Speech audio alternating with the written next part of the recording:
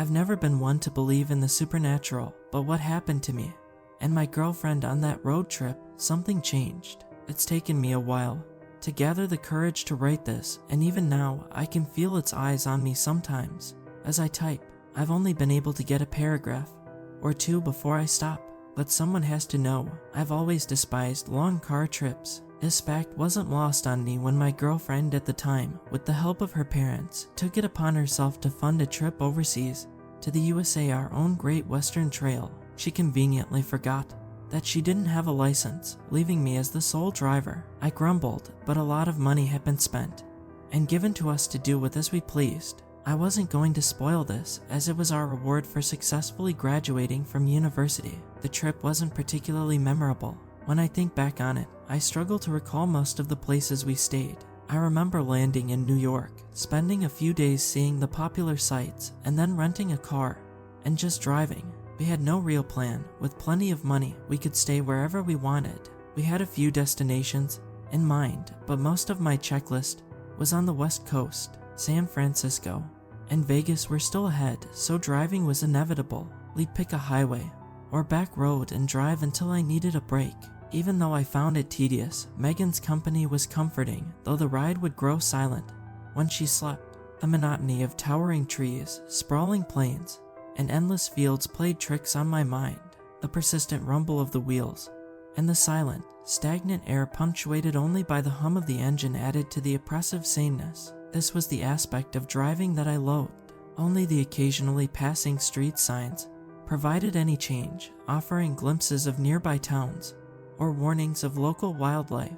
After 8 hours of uninterrupted driving one day, I hadn't encountered a single town or city. Normally, I'd pass through 3 or 4 in a day's journey, but this time, the landscape remained stubbornly unpopulated. Yawning through my third can of Red Bull, I considered pulling over in the middle of nowhere to catch some sleep. Then, just as the fuel alarm blinked to life, a weathered sign appeared, almost too late, marking the turnoff to a town.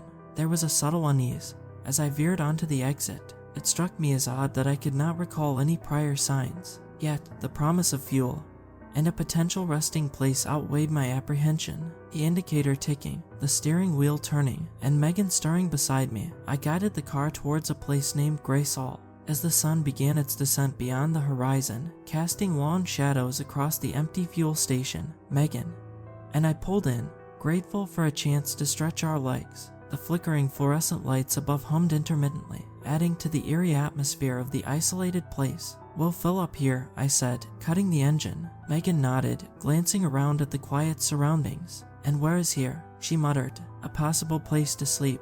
I stepped out of the car into the cool evening air, the scent of petrol and dust lingering. The station was deserted except for a lone figure behind the counter, engrossed in a magazine. I pushed open the creaking door and entered, a small bell chiming softly. The service worker looked up, a slight smile spreading across his young face as he greeted me with a nod.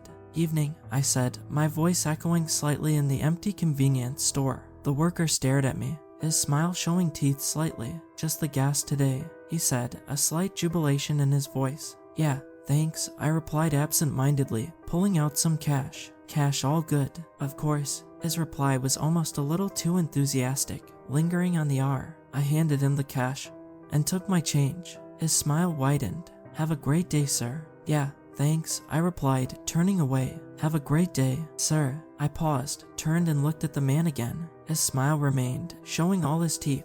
The annoying part was that he seemed unhappy, not the soul-crushing service kind of unhappy, but there was something in his eyes. I couldn't quite describe it. "Have a great day, sir." He punctuated each word, eyes locked on mine. "I will, thank you." With a ring of the bell, I walked out the door, still feeling his gaze on me. His smile never wavered. As I fueled the car, I glanced back into the store. He was staring at me. I couldn't tell if he was laughing or crying behind his gritted teeth, but that damn smile remained burned into my mind. Getting back in the car, I shook myself. I was more than a little on edge. "You okay, babe?"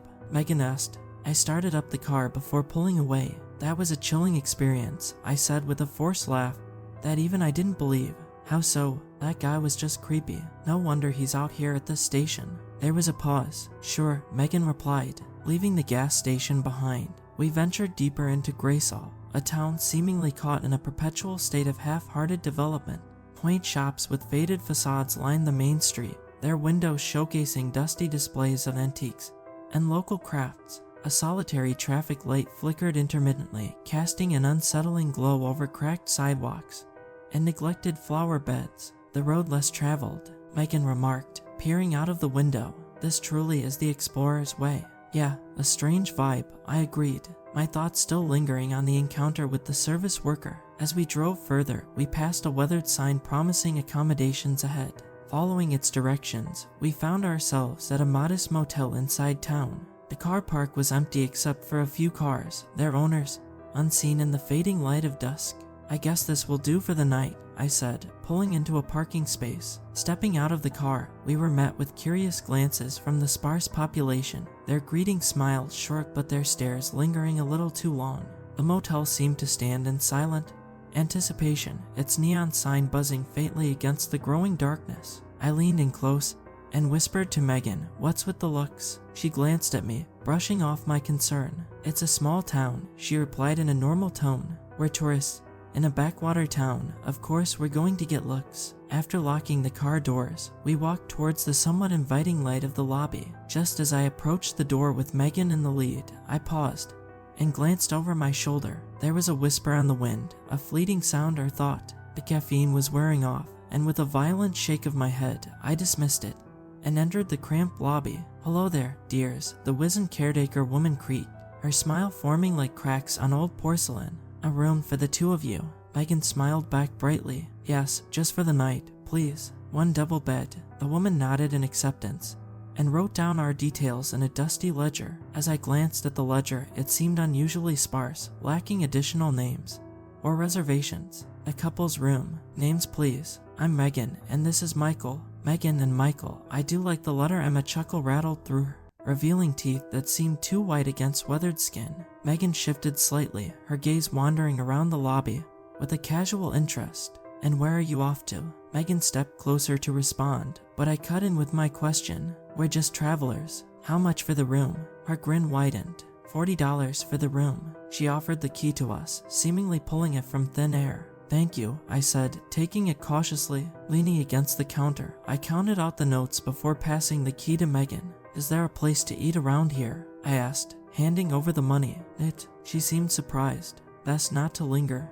When it gets dark, there's a vending machine with snacks. I'm sure you'll be okay." I glanced outside. Darkness had fallen swiftly, cloaking the town like a shroud. "Okay," I nodded. The woman took the money. "Have a great day, sir." "Sure." I turned to step away, but her grip suddenly tightened on my wrist, making me look back. Her eyes pleaded, and her teeth gleamed brightly as her smile stretched her wrinkled skin. I stood there in confusion as her grip tightened. "Have a great day, sir." I was shocked by her sudden strength and didn't move. Megan intervened smoothly. "Good night, ma'am." Her tone was breezy. The grip released as suddenly as it had tightened. Megan was next to me with a cheerful expression. I checked my wrist and looked back at the caretaker. Her smile was still wide, but her mouth was closed. "What just happened?" Nodding awkwardly, I hurriedly left, my instincts telling me to keep her in sight, to not turn my back. Only when we opened and closed the lobby door did I dare to relax. "She seems nice," Megan remarked, glancing back at the lobby with a dismissive shrug. I huddled close to Megan as we approached our vehicle. "Didn't she seem a bit odd to you?" I asked. She grabbed me. "Meg," like full-on crypt keeper clutched my wrist. I said with a touch of annoyance, "I wouldn't call that a grab. I think she just touched your hand in a friendly way." She laughed as she pulled her suitcase out. "Probably thought you were flirting or something." "I wasn't." "Relax, Mike. Older folks can be like that." I wanted to press the issue further, but Megan brushed me off again. Was it just me? Glancing back, I saw the caretaker woman in the distance, appearing to close up shop. She gave us a glance and a smile before hastily dropping the shutters. Shaking off the odd feeling, I turned back to find Megan making her way obliviously to the door. I took my bag and followed dutifully. She slid the key into the lock and opened the door effortlessly. Surprisingly, the room appeared to have been recently renovated.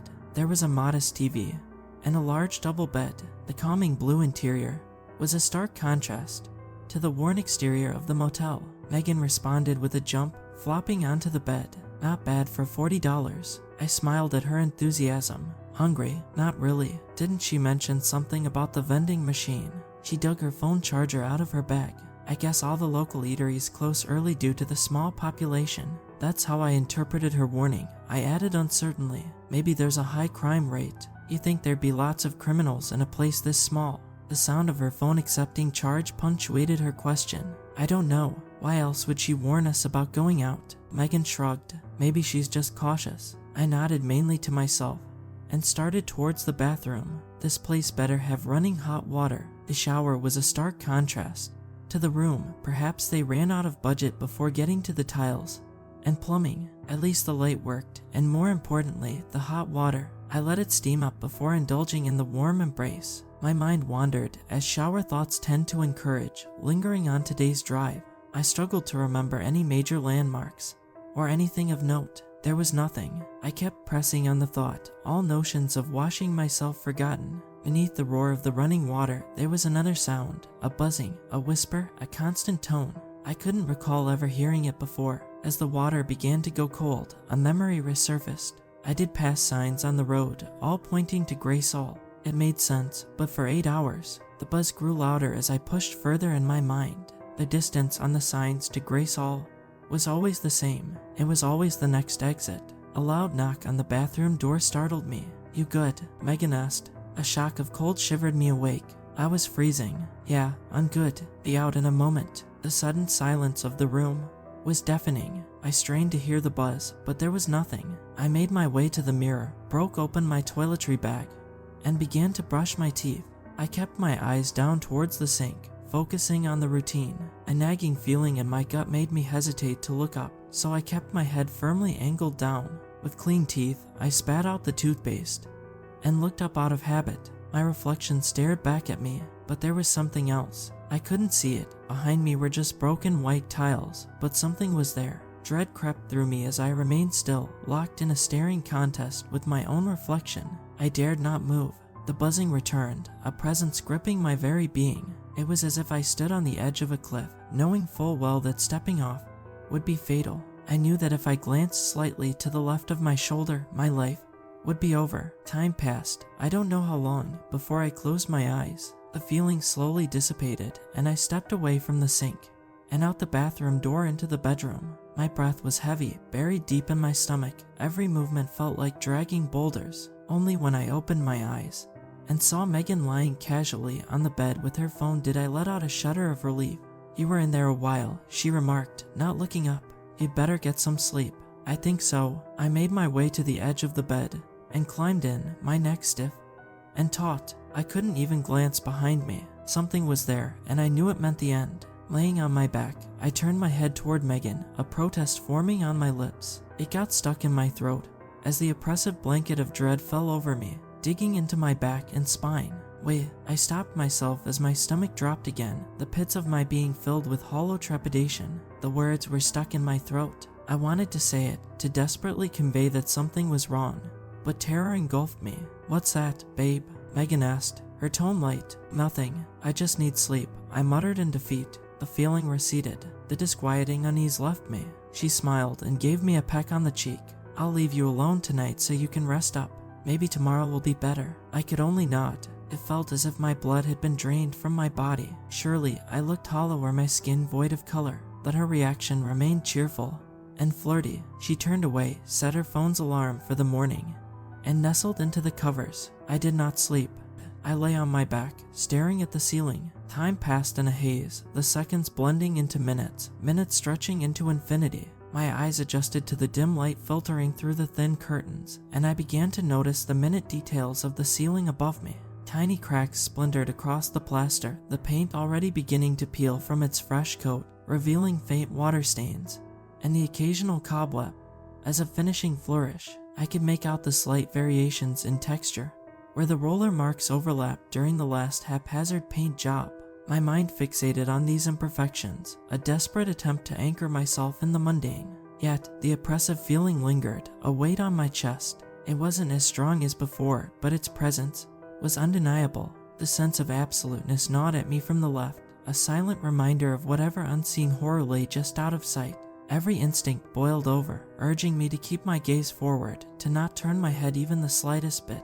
The thought of what might be there, lurking in the shadows, was too much to bear. My body remained rigid, my breath shallow and controlled, as if any sudden movement or noise might draw its attention. Megan's soft snores provided a fragile comfort. I wanted to wake her, to share the burden, but the words wouldn't come. I was trapped, a prisoner to this unseen menace. As the hours dragged on, sleep eluded me. The darkness outside deepened, the walls pressing in as if to crush the very air from my lungs. I clung to the small details of the ceiling, using them as a lifeline to stave off the encroaching fear, knowing that dawn was still hours away. I couldn't bear another moment of this. Slowly, I lifted myself from the bed and made my way to the door, keeping my head still. Hunger had set in. I moved silently, cautiously crossing the cold car park to the glow of the vending machine. Inside, a variety of snacks looked faded from the sun. I pulled out a note and fed it to the machine, the normality of the action distracting me from turning around.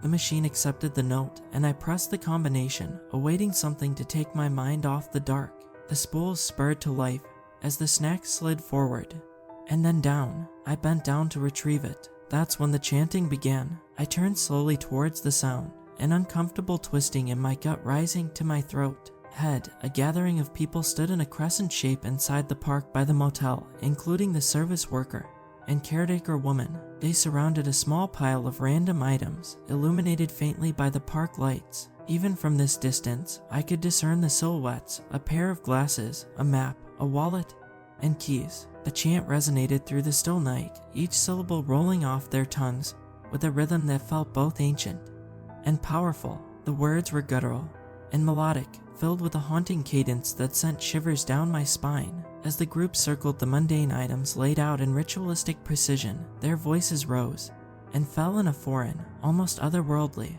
harmony. The air seemed to vibrate with each intonation, weaving an invisible web of dread around me. My heart pounded and my skin prickled, as if the very air was charged with dark energy. Though I couldn't understand the words, the intent behind them was clear: summoning, binding, compelling. Fragments of the chant felt disturbingly familiar, echoing with the weight of forgotten rituals. Each phrase seemed to hold a hidden meaning, a dark promise, as if the chant itself was a living entity reaching out to ensnare any who dared listen. The figures began to turn. Despite being about 20 meters away, I unconsciously crossed the car park and stood by the street, now able to make out their faces as they surveyed me. Their wide smiles and mouths agape revealed what felt like too many teeth.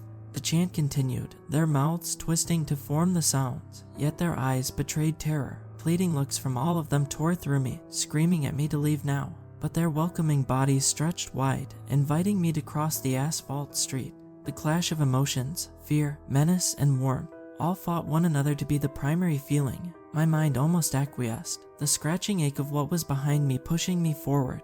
It beckoned me to join them. My body protested and screamed. The dread built as it sensed my thoughts. To turn and walk, I would step into abject horror. Forward was the loving call of familiarity. With a great, uncertain step, I turned my back on the gathering and walked back to our room. As I turned away from the gathering, my body protested violently. My heart sank, breaths long and deep.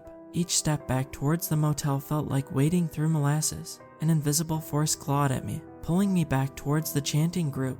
The ache in my chest intensified, as if something was trying to rip my soul from my body. My muscles tensed and strained with every movement. The chant almost engulfed me, surrounding me in a maw of alien chants. The distance to my room seemed to stretch interminably, the dim lights of the motel flickering in and out of focus, extremely bright in one moment and pitch black the next. Each step forward was a battle against an unseen force that grew stronger with every passing second.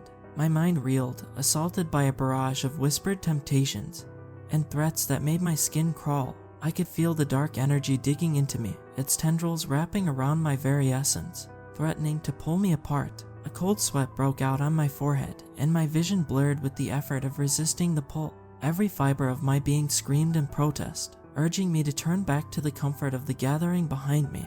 The door to our room was just ahead. My hand trembled as I reached out, fingers barely grazing the doorknob. I looked forward as I felt the door, but my consciousness felt miles away. Each touch of reality was such a distance, it bedraggled my mind. With a Herculean effort, I twisted the knob and stumbled inside, collapsing against the door as it swung shut behind me. Everything was quiet. The room was dark. The sight of Megan lying asleep on the bed brought everything into focus. My heart pounded in my ears, but I was slowly coming back to its senses. I looked around the dark room. I was here. Everything was back in its place. I strained again to hear the outside. Nothing. I paused and hesitated to look over my shoulder. Nothing. I turned and cautiously looked over my left shoulder to the door. Nothing. I locked the door slowly, made my way to the bed, and crawled inside. I felt I wanted to say something to Megan or awaken her, but something held me back. The fear I felt before was distant, lingering in the back of my mind. The thought was different now. It was almost as though it would become real if I acknowledged what happened. I listened one more time, trying to make out any sound of what was outside. Nothing. I slid closer to Megan, wrapped tightly around her, and chose to forget. Sleep was not too far behind. I woke in a sudden panic. Upright, I observed the surroundings. The nice calm blue of the room was brightened by the subtle sun through the blinds. Morning had arrived, and Megan walked out of the bathroom, brushing her teeth. "Sleep well?" she asked. I took a brief moment to stabilize myself and breathed deeply. "I think it's best we keep moving," I replied slowly. She smiled and made her way back into the bathroom. By the time she finished up, I had packed our bags and was walking out the door. "Why the rush?" she laughed. I didn't stop. I opened the door and noticed our vehicle, where we had parked it. I loaded it up and was ready to leave. Megan climbed into the passenger side with a confused grin. I had started the car. "Why so sudden?" "I have to drop the key off, babe." I drove closer to the lobby. The shutters were still down. I pulled the handbrake and took the key from her hand. "I'll drop them off. Be 2 moments." I got out and hurried to the chute. Glancing around, the park seemed normal in the light, but the ominous feeling lingered in the air. Keys deposited, I rushed to the car and slammed the door shut, locking the doors for good measure. Megan rolled her eyes and sighed. With glances in the mirror and a careful foot, I made my way towards the highway and the open road. I kept checking. Every minute or so, I surveyed the town as we traveled. We were up pretty early for the cozy little town, which seemed deserted. It was not long until we had left the confines of Graysall and were back out through the woods. "You going to tell me what that was about?" Megan asked. I looked at her and feigned a nonchalant smile. "Cozy little hideaway towns are not my thing. I'm keen for the big smoke, as they say." "So you didn't sleep?" I didn't know why I didn't tell her. Part of me wanted to keep the truth as a lie. I wanted to keep her safe from whatever that was. I sighed as I relented and opened up my thoughts. "All right, so..." Another part of me screamed in terror as a rising feeling tingled my neck. I stopped myself again. A glance in the rearview mirror, and I could sense it again. It was behind me in the back, but all I could see was the back window and the suitcases lying on the seats. It was still here. I couldn't look again. I looked away from the mirror and straight ahead. "Yeah, average sleep," I hesitantly stated. "Are you okay?" I paused and nodded. Megan seemed to have accepted that answer and went back to idling. I wanted to say more. I was screaming in my mind, but it stopped me. The tension in the car was palpable, my mind racing with the events of the night before and what lingers behind us. Megan leaned back in her seat, quietly scrolling through her phone. I tried to focus on the road ahead, but the unease in the pit of my stomach wouldn't let up. Minutes passed, and the silence between us grew heavier. The winding road seemed to stretch endlessly, the trees blurring into a monotonous green. Suddenly, a faint flash of red and blue lights appeared in the distance, reflecting off the rearview mirror. My pulse quickened, but I kept my eyes fixed straight ahead, refusing to look back. Megan shifted in her seat, noticing the lights as well. "Are those..." She trailed off, her voice tinged with concern. I swallowed hard, gripping the steering wheel tighter. "Probably just a routine check," I muttered, trying to keep my voice steady. The lights grew brighter, closer, casting an eerie glow inside the car. I could feel my heart pounding in my chest, each beat echoing the dread I felt deep inside.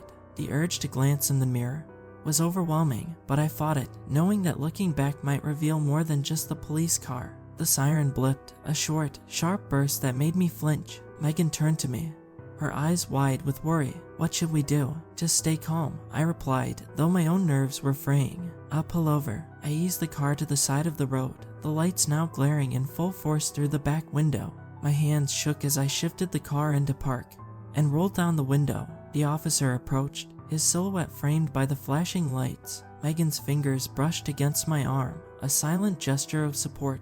"Good morning," the officer said, his tone neutral but firm. "License and registration, please." "Of course, sir." I pulled out my license and the relevant paperwork from the glove compartment. I handed them over as he began to scrutinize. His mirrored glasses glared at me, forcing me to look away. "You know why I pulled you over, sir?" No, I do not. Your tail light is out." "Oh, it's a rental. It was definitely good when we left New York." "Yes, I can see that." A pause. I looked up as he continued to read the papers. His face was stern and aged, poring over each of the documents I handed him. "Did you notice anything last night in town?" I gripped the wheel in surprise. The itch and clawing returned, digging into my spine. Like what, sir?" He looked at me. I felt my head move with strain to look at him. Something invisible, a dark presence, was gripping my head. "Did you notice anything at all, sir?" "No noises, no strange occurrences." Another grip on my arm, this one from Megan. There was concern in her touch. I could feel her eyes on me, sensing something was wrong. No, nothing at all." Slept like a baby. The pause dragged on for too long. Each second felt like an eternity, as the presence tightened its hold, sending waves of terror through my body. "So, you're a foreigner, driving through this state in a car with a broken tail light that you hired from another state." He sighed audibly. "Too much paperwork." He handed me the papers, which I gladly took, but they didn't move. He was gripping them tight as I tugged at them. "You got anything to say to me, sir?" My neck craned again, as if an unseen force was controlling my movements. My entire body was on fire from fear. My muscles ached as the invisible claws dug deeper into my shoulders. My eyes shook from the pain as my cheeks tightened, pulling further and further apart in a smile too large for my own face. "Have a great day, sir." The policeman smiled widely back, almost in wicked greeting. His grin was unsettlingly familiar. "And you have a great day too, sir."